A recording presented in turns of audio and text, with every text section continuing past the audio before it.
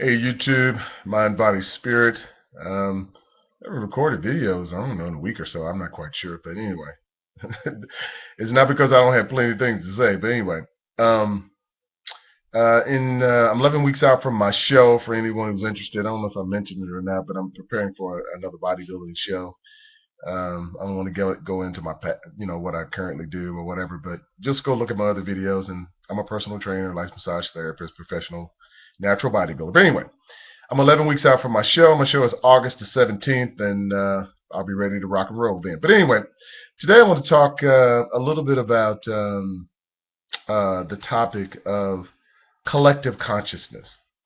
And the reason I use that is because when you hear a lot of stuff on television, when people start talking about, when they start grouping people together, um, and it's really offensive to some people when people say it because they don't really put things in the context, the proper context, which they should.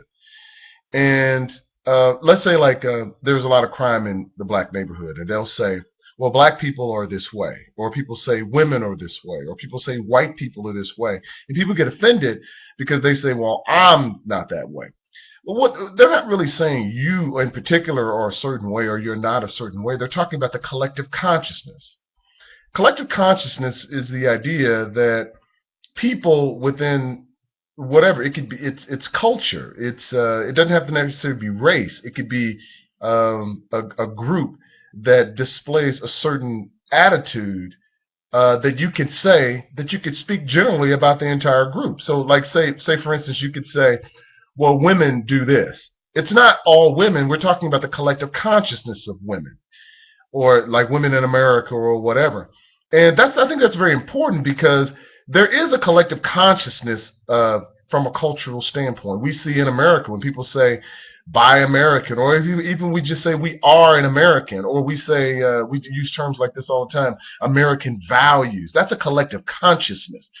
Does that mean that everyone in America shares those values? No. No, it doesn't mean that.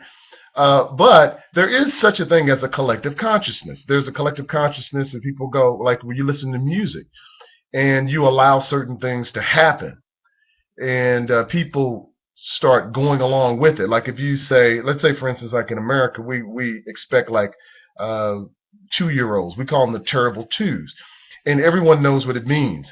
If you have a teenager that becomes like unruly, but like we expect teenagers when they get 12, 13, 14, 15, 16 to start to naturally be rebellious. And, even so much so, it's such a collective consciousness now that all you have to do is just say, oh, well, I'm depressed. And your friend or somebody go, oh, well, what's going on? Well, I got a teenager at home. Oh, I totally understand. You don't even have to go into detail. What does that mean? There's a collective consciousness. There's things that people agree with without even having to explain. Now, let me say this. Having a collective consciousness is not good. It's not, because it thwarts individual thought. And individual thought and individuality, I think, is extremely important and should be preserved. Me being a libertarian, there's no problem with each one of us having one, each person have an individual thought, but yet share a collective consciousness. In other words, to where we could believe in liberty and another person could believe in liberty if we have enough people, and when we're around each other, we're always talking about it. That is a collective consciousness. That means that we respond collectively regarding a specific issue. That's different than collectivism. Now, collectivism suggests that all people basically are the same and we all deserve the same.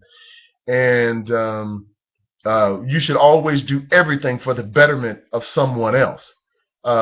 Anne Ryan calls Ayn Rand, sorry, she calls that altruism, and that is that you must always forego your own happiness for the happiness of others.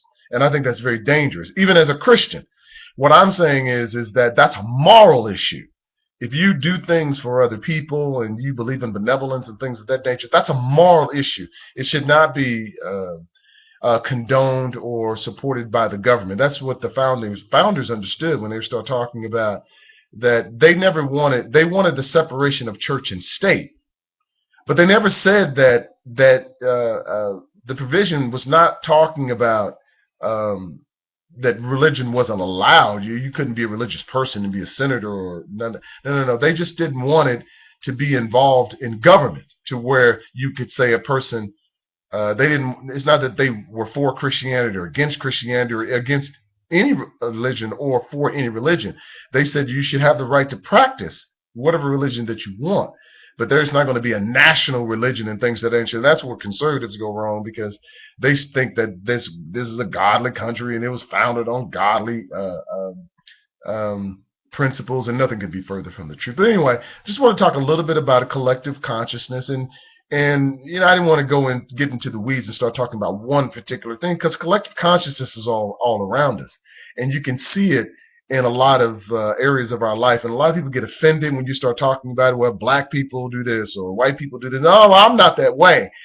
And when in fact you can easily see it demonstrated in just about every facet of life that there is a collective consciousness regarding groups of people. There always has been. We call it cultural. We call it a lot of different things, but really it's just the collective consciousness. So I'm interested to hear your thoughts on it. Anything that you have to add, or if you totally disagree with me, I'd like to hear your comments. Thanks a lot.